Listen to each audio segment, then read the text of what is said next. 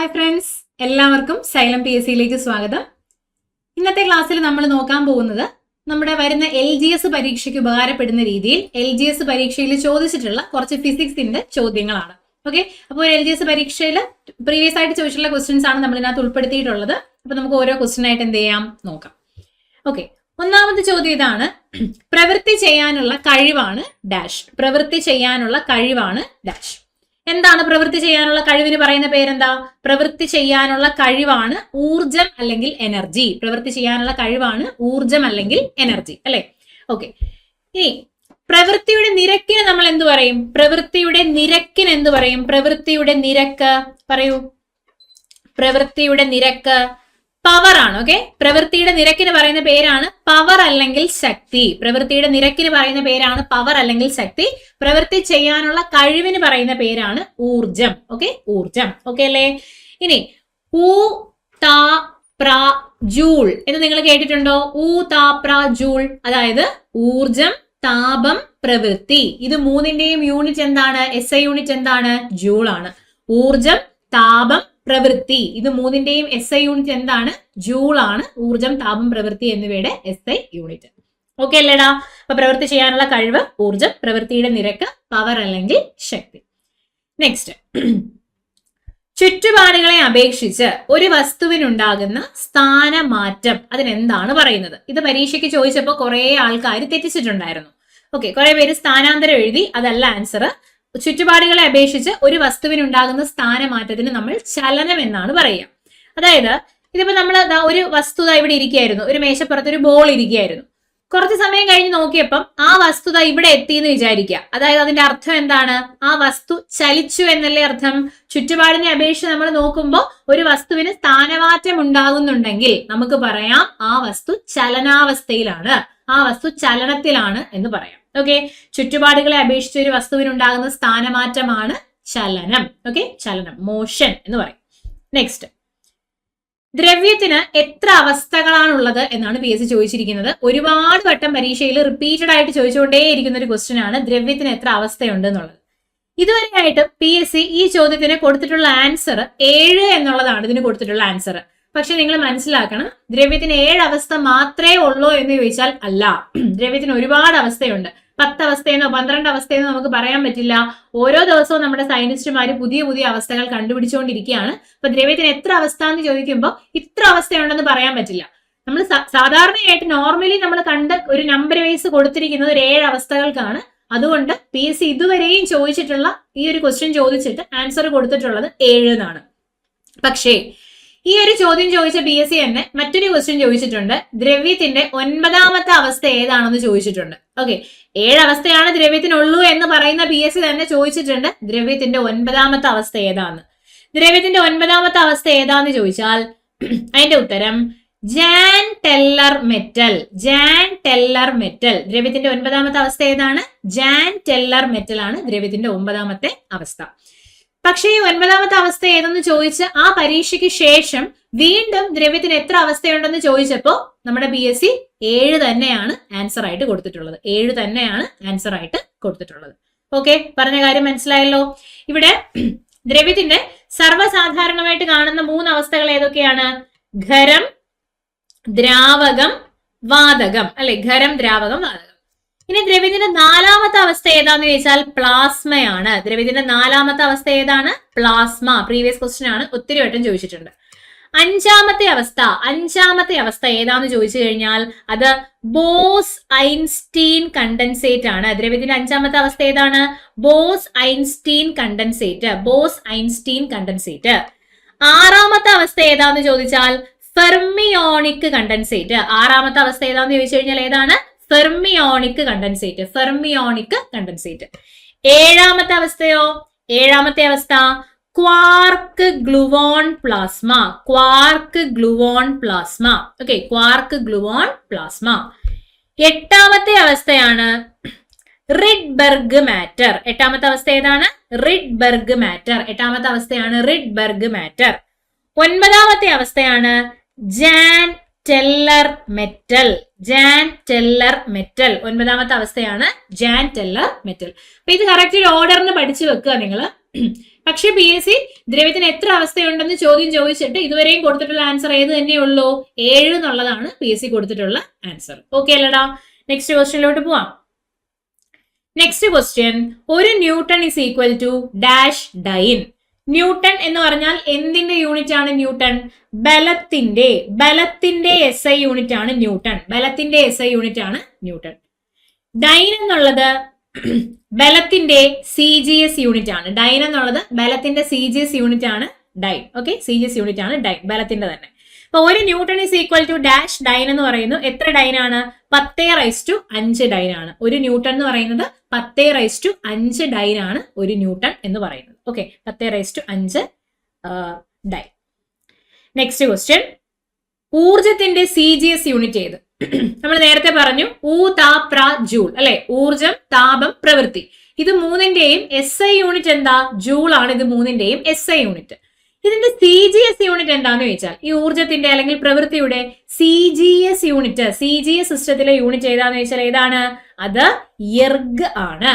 Erg ആണ്. ഇപ്പൊ ബലത്തിന്റെ, നമ്മൾ തൊട്ട് മുന്നേ പറഞ്ഞ ബലത്തിന്റെ CGS യൂണിറ്റ് ചോദിച്ചാൽ ഡൈൻ ആണ്. പക്ഷെ എനർജി അല്ലെങ്കിൽ ഊർജം അല്ലെങ്കിൽ പ്രവൃത്തി അതിന്റെയൊക്കെ CGS യൂണിറ്റ് ചോദിച്ചു കഴിഞ്ഞാൽ ഏതാണ്? എർഗ് ആണ്. എർഗ് ആണ്. മനസ്സിലായല്ലോ? ക്ലിയർ ആണ് എന്ന് വിചാരിക്കുന്നു. നെക്സ്റ്റ്, ഉരുളൽ ഘർഷണം നിരങ്ങൽ ഘർഷണത്തെക്കാൾ. എന്താണ് ഘർഷണം അല്ലെങ്കിൽ ഫ്രിക്ഷൻ എന്ന് പറഞ്ഞാൽ എന്താ? ഇപ്പൊ ഒരു വസ്തു ചലിക്കുകയാണ്, ഒരു വസ്തു മറ്റൊരു വസ്തുവിന്റെ പുറത്തുകൂടി നിരങ്ങി നീങ്ങുകയാണ് അല്ലെങ്കിൽ ഉരുണ്ട് നീങ്ങുകയാണെന്ന് വിചാരിക്കാം. രണ്ട് വസ്തുക്കൾക്കിടയിലെ ആപേക്ഷിക ചലനത്തെ തടസ്സപ്പെടുത്തുന്ന ബലമാണ് ഘർഷണ ബലം അല്ലെങ്കിൽ ഫ്രിക്ഷണൽ ഫോഴ്സ്. ഇപ്പോ നമ്മൾ ഒരു നല്ല വെയിറ്റ് ഉള്ള ഒരു ബാഗ് തറയിൽ കൂടെ നമ്മൾ നിരക്കി നീക്കാൻ വേണ്ടി ശ്രമിക്കുകയാണെന്ന് വിചാരിക്കാം. ഇവിടെ ഈ ബാഗിന്റെ ചലനത്തെ തടസ്സപ്പെടുത്തുന്ന ബലം ഏത് ബലമാന്ന് ചോദിച്ചാൽ അത് ഘർഷണ ബലമാണ് അല്ലെങ്കിൽ ഫ്രിക്ഷണൽ ഫോഴ്സ് ആണ്. അതിപ്പോ ഉരുട്ടി നീക്കിയാലും ശരി, നിരക്കി നീക്കിയാലും ശരി, അവിടെ തടസ്സപ്പെടുത്തുന്ന ബലം ഏത് ബലമാന്ന് ചോദിച്ചു കഴിഞ്ഞാൽ നമ്മുടെ ഫ്രിക്ഷണൽ ഫോഴ്സ് അല്ലെങ്കിൽ ഘർഷണ ബലമാണ്. നിങ്ങൾ നോക്കിക്കോ, ഒരു ബാഗ് ഉണ്ട്, നല്ല വെയിറ്റ് ഉള്ള ഒരു ബാഗാണ്. ഈ ബാഗ് തറയിൽ കൂടെ ഇങ്ങനെ നിരക്കി നീക്കിക്കൊണ്ട് പോവുകയാണെന്ന് വിചാരിക്കാം. നിരക്കി നീക്കിക്കൊണ്ട് പോവുകയാണെന്ന് വിചാരിക്കാം. ഓക്കെ, ഇവിടെ അനുഭവപ്പെടുന്ന ഘർഷണ ബലം എന്താന്ന് ചോദിച്ചാൽ അത് നിരങ്ങൽ ഘർഷണമാണ്. എന്താണ്? നിരങ്ങൽ ഘർഷണമാണ്. നിരങ്ങൽ ഘർഷണം. ഇനി ഇതേ ബാഗ് ഒരു ട്രോളി ബാഗാന്ന് വിചാരിക്കൂ. 4 വീലൊക്കെ വെച്ചിട്ടുള്ള ഒരു ട്രോളി ബാഗാന്ന് വിചാരിക്കാം. ആ ബാഗ് ഞാൻ വലിച്ച് ഉരുട്ടി നീക്കിക്കൊണ്ട് വരുവാണ്. ട്രോളി ബാഗ് ഞാൻ ഉരുട്ടി നീക്കിക്കൊണ്ട് വരുവാണ്. ഇങ്ങനെ ഉരുട്ടി നീക്കിക്കൊണ്ട് വരികയാണെങ്കിൽ അവിടെ ഉരുണ്ടല്ലേ അത് നീങ്ങുന്നേ. ഇവിടെ അനുഭവപ്പെടുന്ന ഘർഷണ ബലം ഏതാന്ന് ചോദിച്ചു കഴിഞ്ഞാൽ ഉരുളൽ ഘർഷണമാണ്. ഉരുളൽ ഘർഷണമാണ്. ഉരുളൽ ഘർഷണം. ഓക്കെ, ശരി. ഇതില് നമ്മൾ ഉരുട്ടി നീക്കുമ്പോഴാണോ നിരക്കി നീക്കുമ്പോഴാണോ നമുക്ക് ഈസി ആയിട്ട് ആ ഒരു വസ്തുവിനെ വലിച്ചു നീക്കിക്കൊണ്ട് പോകാൻ പറ്റുന്നത്? ഉരുട്ടി നീക്കുമ്പോഴാണോ അതോ നിരക്കി നീക്കുമ്പോഴാണോ ഈസി ആയിട്ട് നമുക്ക് അതിനെ വലിച്ചു കൊണ്ടുപോകാനായിട്ട് കഴിയുന്നത്? ഉരുട്ടി നീക്കുമ്പോഴല്ലേ. അതായത് ഘർഷണ ബലം എന്ന് പറഞ്ഞു കഴിഞ്ഞാൽ രണ്ട് വസ്തുക്കൾക്കിടയിലുള്ള ചലനത്തിനെ തടസ്സപ്പെടുത്തുന്ന ബലമാണ് ഘർഷണ ബലം. ഓക്കെ, ഘർഷണം കൂടുന്നു എന്ന് പറഞ്ഞാൽ ആ ഒരു ചലനത്തിന് തടസ്സം കൂടുതൽ ഉണ്ടാകുന്നു എന്നാണ് അർത്ഥം. അപ്പോ ഉരുട്ടി നീക്കുന്നതാണോ നിരക്കി നീക്കുന്നതാണോ എളുപ്പമെന്ന് ചോദിക്കുമ്പോൾ നമ്മൾ ഉരുട്ടി നീക്കുന്നതാണ് എളുപ്പമെന്ന് പറയും അല്ലെ. അതായത് ഉരുട്ടി നീക്കുന്ന സമയത്ത് അവിടെ തടസ്സപ്പെടുത്തുന്ന ബലമായ ഘർഷണ ബലം എങ്ങനെയായിരിക്കും? കുറവായിരിക്കും. അപ്പൊ നിരക്കി നീക്കുമ്പോൾ ഉള്ളതിനേക്കാൾ കുറവായിരിക്കും ഉരുട്ടി നീക്കുമ്പോൾ ഉള്ള ഘർഷണ ബലം. അപ്പോ ഉരുളൽ ഘർഷണം നിരങ്ങൽ ഘർഷണത്തെക്കാൾ എങ്ങനെയായിരിക്കും എടാ? കുറവായിരിക്കും. ഉരുളൽ ഘർഷണം നിരങ്ങൽ ഘർഷണത്തെക്കാൾ കുറവ് ആയിരിക്കും. മനസ്സിലായല്ലോ? നെക്സ്റ്റ് ക്വസ്റ്റ്യനിലോട്ട് പോവാം. ഒരു വസ്തുവിൽ അടങ്ങിയിരിക്കുന്ന ദ്രവ്യത്തിന്റെ അളവാണ്. ഒരു വസ്തുവിൽ അടങ്ങിയിരിക്കുന്ന ദ്രവ്യത്തിന്റെ അളവാണ്. എന്താണ് ഒരു വസ്തുവിൽ അടങ്ങിയിരിക്കുന്ന ദ്രവ്യത്തിന്റെ അളവ്? ഒരു വസ്തുവിൽ അടങ്ങിയിരിക്കുന്ന ദ്രവ്യത്തിന്റെ അളവിന് നമ്മൾ പറയുന്ന പേരാണ് മാസ് അല്ലെങ്കിൽ പിണ്ഡം. മാസ് അല്ലെങ്കിൽ പിണ്ഡം. ഒരു വസ്തുവിൽ അടങ്ങിയിരിക്കുന്ന ദ്രവ്യത്തിന്റെ അളവാണ് മാസ് അല്ലെങ്കിൽ പിണ്ഡം. അതിന്റെ യൂണിറ്റ് ചോദിച്ചു കഴിഞ്ഞാൽ കിലോഗ്രാം ആണ് യൂണിറ്റ്. കിലോഗ്രാം ആണ് യൂണിറ്റ്. നമ്മൾ അളക്കാൻ വേണ്ടി മാസ് അളക്കാൻ വേണ്ടി യൂസ് ചെയ്യുന്നത് സാധാരണ ത്രാസ് ആണ് അല്ലെങ്കിൽ കോമൺ ബാലൻസ് ആണ്. സാധാരണ ത്രാസ് ഉപയോഗിച്ചിട്ടാണ് മാസ് അല്ലെങ്കിൽ പിണ്ഡം അളക്കുക. ഓക്കെ, ഇതെല്ലാ സ്ഥലത്തും സ്ഥിരമായിരിക്കും. ഈ ഒരു മാസം എന്ന് പറയുന്നത് സ്ഥലത്തിനനുസരിച്ച് മാറില്ല. മാസം എന്ന് പറയുന്നത് എല്ലാ സ്ഥലത്തും എങ്ങനെയായിരിക്കും? സ്ഥിരം ആയിരിക്കും. ഇനി എന്താണ് ഭാരം? ഭാരം എന്താണ്? ഭാരവും മാസവും ഒന്നാണോ? ഒരിക്കലും ഒന്നല്ല. ഭാരം വേറെ, മാസ് വേറെ. ഒരു വസ്തുവിൽ അടങ്ങിയിരിക്കുന്ന ദ്രവ്യത്തിന്റെ അളവിനെയാണ് നമ്മൾ മാസ് അല്ലെങ്കിൽ പിണ്ഡം എന്ന് വിളിച്ചത്. ഭാരം എന്ന് പറഞ്ഞു കഴിഞ്ഞാൽ ഭൂമി ഒരു വസ്തുവിൽ പ്രയോഗിക്കുന്ന ഗുരുത്വാകർഷണ ബലത്തിനെയാണ് നമ്മൾ ആ വസ്തുവിന്റെ ഭാരമായിട്ട് കണക്കാക്കുന്നത്. ഭൂമി ഒരു വസ്തുവിലേക്ക് പ്രയോഗിക്കുന്ന ആകർഷണ ബലം, ഭൂമി ഒരു വസ്തുവിലേക്ക് പ്രയോഗിക്കുന്ന ആകർഷണ ബലത്തിനെയാണ് നമ്മൾ ആ വസ്തുവിന്റെ ഭാരമായിട്ട് കണക്കാക്കുന്നത്. ഭാരത്തിന്റെ യൂണിറ്റ് ന്യൂട്ടൺ ആണ്.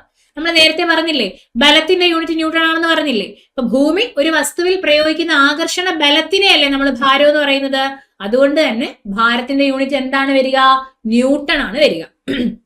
ഇനി ന്യൂട്ടന് പകരം നമുക്ക് മറ്റൊരു യൂണിറ്റ് യൂസ് ചെയ്യാം. കിലോഗ്രാം വെയിറ്റ് എന്ന് പറയുന്ന മറ്റൊരു യൂണിറ്റ് യൂസ് ചെയ്യാം. ഇപ്പൊ കിലോഗ്രാം എന്ന് മാത്രം പറഞ്ഞാൽ അത് മാസിന്റെ യൂണിറ്റ് ആണ്.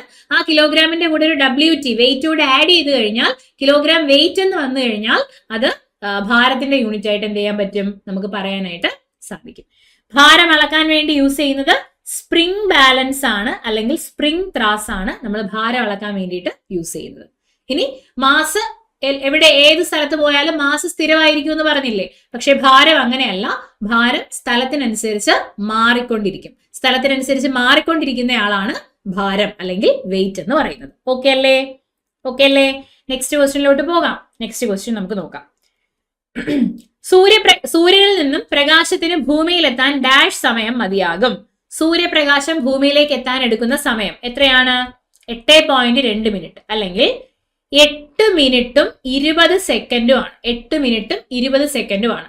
അല്ലെങ്കിൽ നമുക്ക് പറയാം 500 സെക്കൻഡ് ആണെന്ന് പറയാം. 8 മിനിറ്റ് 20 സെക്കൻഡ് എന്ന് പറയാം. അല്ലെങ്കിൽ എന്ത് പറയാടാ? അല്ലെങ്കിൽ 500 സെക്കൻഡ് എന്ന് പറയാം. 500 സെക്കൻഡ് എന്ന് പറയാം. ഓക്കെ, നെക്സ്റ്റ് സ്ഥാനാന്തരത്തിന്റെ യൂണിറ്റ്. സ്ഥാനാന്തരത്തിന്റെ യൂണിറ്റ് എന്താണ്? സ്ഥാനാന്തരം ഇപ്പൊ ഇങ്ങോട്ട് നോക്കിക്കോ. ഇപ്പൊ ഇത് എ എന്ന് പറയുന്ന പോയിന്റ്, ഇത് ബി എന്ന് പറയുന്ന പോയിന്റ്. ഈ എ എന്ന് പറയുന്ന പോയിന്റിൽ നിന്ന് നമ്മൾ ഏതൊക്കെയോ വഴികളിലൂടെ ബി എന്ന് പറയുന്ന പോയിന്റിലേക്ക് എത്തി എന്ന് വിചാരിക്കുക. എയിൽ നിന്ന് ഏതൊക്കെയോ വഴികളിലൂടെ ബി എന്ന് പറയുന്ന പോയിന്റിലേക്ക് എത്തി.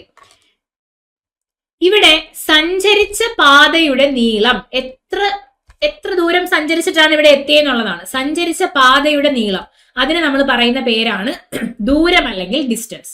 ഏത് വഴി കൂടെ എങ്ങനെ പോയാലും ശരി തന്നെ എത്ര ദൂരം സഞ്ചരിച്ചു, ഏത് പാതയിൽ കൂടെയാണോ പോയത് ആ പാതയുടെ നീളം എടുക്കുമ്പോൾ നമുക്ക് എന്ത് കിട്ടും? അവിടുത്തെ ദൂരം കിട്ടും. ഓക്കെ, ഇനി ഈ ഒരു പോയിന്റിൽ നിന്ന് മറ്റേ പോയിന്റിലേക്കുള്ള നേർരേഖാ ദൂരം എടുത്തു കഴിഞ്ഞാൽ, ഒരു സ്ട്രെയിറ്റ് ലൈൻ ഡിസ്റ്റൻസ് എടുത്തു കഴിഞ്ഞാൽ അതിന് നമ്മൾ പറയുന്ന പേരാണ് സ്ഥാനാന്തരം അല്ലെങ്കിൽ ഡിസ്പ്ലേസ്മെന്റ്. അതിന് പറയുന്ന പേരാണ് സ്ഥാനാന്തരം അല്ലെങ്കിൽ ഡിസ്പ്ലേസ്മെന്റ്. അപ്പോ ആദ്യ സ്ഥാനത്ത് നിന്ന് അന്ത്യസ്ഥാനത്തേക്കുള്ള നേർരേഖാ ദൂരമാണ് സ്ഥാനാന്തരം അല്ലെങ്കിൽ ഡിസ്പ്ലേസ്മെന്റ്. സ്ഥാനാന്തരം അല്ലെങ്കിൽ ഡിസ്പ്ലേസ്മെന്റ്. ഓക്കെ, സ്ഥാനാന്തരത്തിന്റെ യൂണിറ്റും ദൂരത്തിന്റെ യൂണിറ്റും സെയിം തന്നെയാണ്. മീറ്റർ ആണ്. സ്ഥാനാന്തരത്തിന്റെയും ദൂരത്തിന്റെ യൂണിറ്റ് എന്താണ്? മീറ്റർ ആണ്. മീറ്റർ ആണ്. ദോലനത്തിന് ഉദാഹരണം ഏത്? ദോലനത്തിന് ഉദാഹരണം ഏത്? എന്താണ് ദോലനം? ദോലനം എന്ന് പറഞ്ഞാൽ ഒരു തുലന സ്ഥാനത്തെ ആധാരമാക്കി ഒരു വസ്തുവിന്റെ ഇരു ദിശകളിലേക്കുമുള്ള ചലനത്തിനാണ് നമ്മൾ ദോലനം എന്ന് പറയുക. അതായത് ഇതിപ്പോ ഒരു പെൻഡുലം ക്ലോക്ക് ആണെന്ന് വിചാരിക്കുക. ഒരു പെൻഡുലമാണ്. ഈ പെൻഡുലം ക്ലോക്ക് അങ്ങോട്ട് പോകുന്നു, ഇങ്ങോട്ട് വരുന്നു. അപ്പൊ ഇതിവിടെ കെട്ടി ഇങ്ങനെ ഫിക്സ് ചെയ്ത് വെച്ചിരിക്കുകയാണ്. ആ ഒരു തുലന സ്ഥാനത്തെ ആധാരമാക്കി അങ്ങോട്ടും ഇങ്ങോട്ടും ഇങ്ങനെ ഒരു വസ്തു ചലിക്കുകയാണെങ്കിൽ അതിന് നമ്മൾ പറയുന്ന പേരാണ് എന്ത്? ദോലനം. അതിന് പറയുന്ന പേരാണ് ദോലനം. ഓക്കെ, ഇപ്പൊ ഇവിടെ ദോലനത്തിന്റെ ഉദാഹരണം ഏതെന്നാണ് ചോദ്യം. കാണുമ്പോൾ തന്നെ അറിയാം, ഊഞ്ഞാലിന്റെ ചലനമാണ് അല്ലെ. ഊഞ്ഞാല് നമ്മളൊരു ഭാഗത്ത് കെട്ടിയിടുന്നു, ഊഞ്ഞാല് ഫ്രണ്ടിലേക്ക് പോകുന്നു, വീണ്ടും അങ്ങോട്ട് വരുന്നു, ബാക്കിലേക്ക് പോകുന്നു. ഇങ്ങനെ ഒരു തുലനസ്ഥാനത്തെ ആധാരമാക്കി അങ്ങോട്ടും ഇങ്ങോട്ടും പോവുകയാണെങ്കിൽ അതിനെയാണ് ദോലനം എന്ന് പറയുന്നത്. പെൻഡുലത്തിന്റെ ചലനം, ഊഞ്ഞാലിന്റെ ചലനം, വാഹനത്തിലെ വൈപ്പറിന്റെ ചലനം, ഇതൊക്കെ എന്തിന്റെ എക്സാമ്പിൾസ് ആണ്? ദോലനത്തിന്റെ ഉദാഹരണങ്ങൾ ആണ്. ഓക്കെ, നെക്സ്റ്റ് ശബ്ദം ഏറ്റവും വേഗതയിൽ സഞ്ചരിക്കുന്നത്. ഇപ്പൊ ലൈറ്റ് ആണെങ്കിൽ, പ്രകാശമാണെങ്കിൽ ഏറ്റവും വേഗതയിൽ സഞ്ചരിക്കുന്നത് ശൂന്യതയിലാണെന്ന് പറയാം. ശൂന്യതയിലാണ് ഏറ്റവും വേഗതയിൽ പ്രകാശം സഞ്ചരിക്കുന്നത്. പക്ഷേ ശബ്ദം ഏറ്റവും വേഗതയിൽ സഞ്ചരിക്കുന്നത്